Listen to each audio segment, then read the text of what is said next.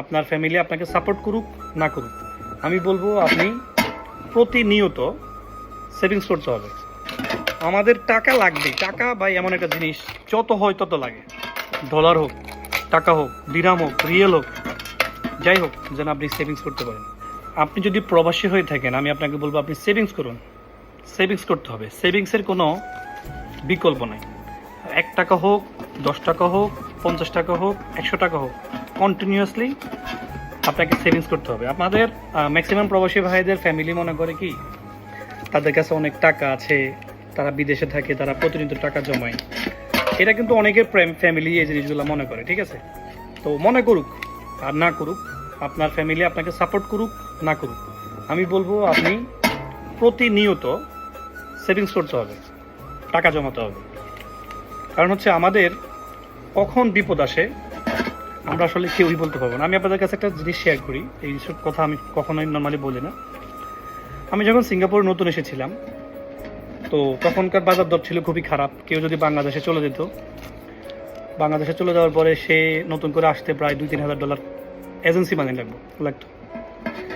আমি যখন এই জিনিসটা বুঝছি যে আমাকে বাংলাদেশে ফেরত যেতে হবে এবং ফেরত যাওয়ার পরে যখন আমি নতুন করে সিঙ্গাপুরে আসবো, তখন আমাকে আবার এজেন্ট ফি দিতে হবে।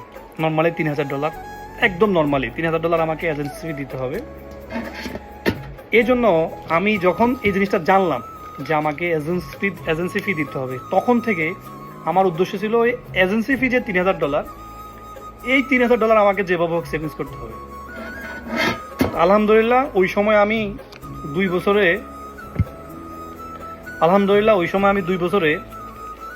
$3,600 সেভিংস করছি।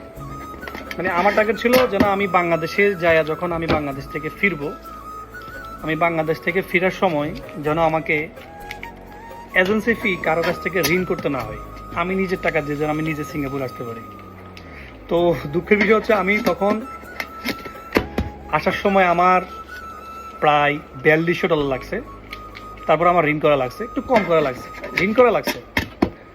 এই যে আমি এখন সেভিংস করতেছি, গত সপ্তাহে আমি একটা ব্যাংক ভাঙছি আমার, ওইখান থেকে আমার কিছু টাকা সেভ ছিল যে আমি খরচ করার পরে যে টাকাগুলো ছিল সেই টাকাগুলো আমি আবার আরেকটা ব্যাংকে ঢুকে দিয়েছি।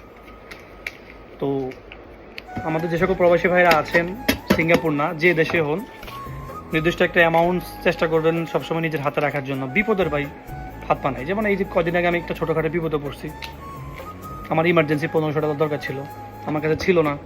তখন আমি এই যে দেখাচ্ছি এই ব্যাংকটা বাইঙ্গা, ওখান থেকে আমি প্রায় $2,000-2,100 মতো পাইছি। সেখান থেকে আমি $1,500 রাখছি, আরও রাখছি। তো আপনি যখন খরচ করবেন 50 পয়সা, 1 টাকা, 2 টাকা, 5 টাকা, 10 টাকা, যখনই মানি ব্যাগে দেখবেন যে এই টাকাটা আপনার এই মুহূর্তে লাগতেছে না, চেষ্টা করবেন ব্যাংকে টপ আপ করার জন্য এই মুহূর্তে। মানে আপনি যদি 1 সপ্তাহ পরে চিন্তা করেন, 1 সপ্তাহ ভাই টাকার আমাদের লাগেই, ঠিক আছে? আমাদের টাকা লাগবে, টাকা বা এমন একটা জিনিস যত হয় তত লাগে। এই কারণে মাঝে মাঝে সেভিংস করতে হবে। তো ভিডিওটা লং হয়ে গেছে। যারা যে দেশ থেকে দেখতেছেন বা বাংলাদেশ থেকে দেখতেছেন, যেই দেখেন, আপনি যদি কর্মজীবী হন বা স্টুডেন্ট হন, যাই হন, আপনার এরকম একটা ডিপোজিট বক্স থাকা উচিত। এই ডিপোজিট বক্সে আপনি প্রতিনিয়ত যেন আপনি টুকিটাকি 5 টাকা, 10 টাকা, 100 টাকা, 200 টাকা, যেভাবে হোক, ডলার হোক, টাকা হোক, দিরহাম হোক, রিয়েল হোক, যাই হোক, যেন আপনি সেভিংস করতে পারেন। ধন্যবাদ। সবার জন্য দোয়া রইল, আর আমার জন্য দোয়া করবেন। এই বছর যেন আমি এটা থেকে অন্তত $3,000 সেভ করতে পারি। এটা হচ্ছে আমার টার্গেট। ধন্যবাদ সবাইকে। আসসালামু আলাইকুম রহমতুল্লাহ।